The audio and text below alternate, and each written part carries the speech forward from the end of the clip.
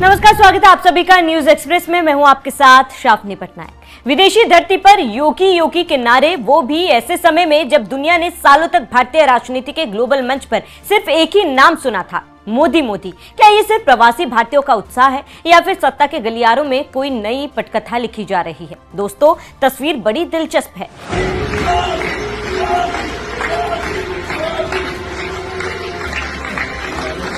हाल के विदेशी दौरे में जब योगी आदित्यनाथ के स्वागत में योगी योगी के नारे लगे तो ये सिर्फ एक राजनीतिक इवेंट नहीं था, ये एक संकेत था कि एक मैसेज था या एक प्रतीक था। सवाल ये कि क्या योगी की छवि को रीब्रांड किया जा रहा है? क्योंकि योगी की पहचान कह रही है एनकाउंटर, बुलडोजर, कठोर प्रशासन और एक सख्त हिंदुत्व चेहरा।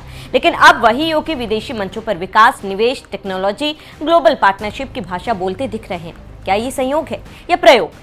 आप याद करिए 2007 का वाइब्रेंट गुजरात मॉडल। इतिहास उठाकर देखिए कि 2002 के दंगों के बाद नरेंद्र मोदी की छवि अंतर्राष्ट्रीय स्तर पर बेहद विवादित हो गई थी। अमेरिका ने वीजा तक नहीं दिया था, लेकिन फिर आया 2007 और मंच सजा वाइब्रेंट गुजरात का। विकास का नैरेटिव खड़ा किया गया, ग्लोबल सीईओ बुलाए गए, कैमरों के सामने निवेश के एमओयू साइन हुए और धीरे धीरे 2002 की छवि को विकास पुरुष के ब्रांड से ढक दिया गया।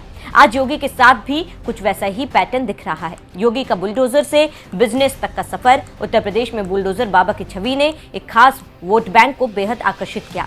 लेकिन राष्ट्रीय नेतृत्व के लिए सिर्फ कठोर छवि काफी नहीं होती। राष्ट्रीय स्तर पर स्वीकार्यता चाहिए, अंतर्राष्ट्रीय मंच पर सहजता चाहिए, कॉर्पोरेट और ग्लोबल डिप्लोमेसी की भाषा आनी चाहिए। और यही बदलाव अब देखने को मिल रहा है। इसीलिए कहा जा रहा है कि क्या मोहन भागवत को नरेंद्र मोदी का उत्तराधिकारी मिल गया है?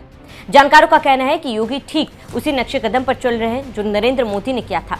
योगी निवेश समिट कर रहे हैं, विदेशी डेलीगेशन से मिल रहे हैं, उत्तर प्रदेश को $1 ट्रिलियन इकोनॉमी बनाने की बात कर रहे हैं। सवाल ये है कि क्या ये सिर्फ राज्य की राजनीति है या 2029 से 2034 की तैयारी? लेकिन नंबर 2 तो अमित शाह हैं। अगर बीजेपी की वर्तमान संरचना देखें तो मोदी के बाद सबसे शक्तिशाली नेता माने जाते हैं अमित शाह।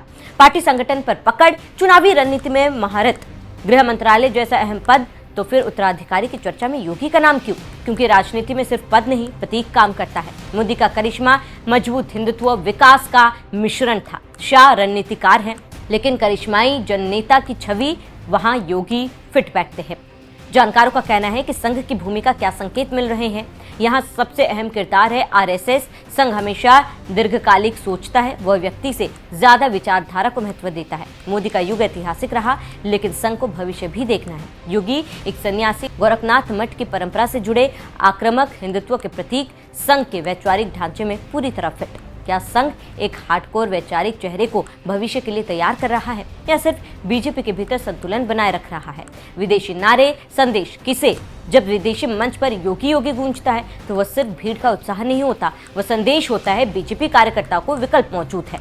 संगठन को नेतृत्व का अगला चेहरा तैयार हो रहा है। विरोधियों को बीजेपी में उत्तराधिकारी का संकट नहीं, और शायद सबसे बड़ा संदेश अंदर की राजनीति को मोदी शाह बनाम योगी या समन्वय भागवत को नरेंद्र मोदी का उत्तराधिकारी मिल गया है। जानकारों का कहना है कि मोदी और शाह की जोड़ी दशकों पुरानी है। संगठन और सरकार दोनों पर उनकी पकड़ है। योगी का उभार क्या उनके खिलाफ है या उनके आशीर्वाद से राजनीति में उत्तराधिकारी घोषित नहीं किया जाता, उसे धीरे धीरे स्थापित किया जाता है। 2009 से 2013 के बीच मोदी को भी ऐसे ही प्रोजेक्ट किया गया था। मोदी 75 की ओर बढ़ रहे हैं। बीजेपी में 75 वर्ष की अनौपचारिक सीमा की चर्चा कई बार होती रही है। क्या 2029 के बाद नेतृत्व परिवर्तन का सवाल उठेगा?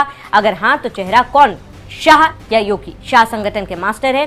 कुल मिलाकर अभी ये कहना जल्दबाजी होगी कि संघ ने औपचारिक रूप से योगी को उत्तराधिकारी चुन लिया है या नहीं, लेकिन योगी लक्षण कुछ और ही कहते हैं।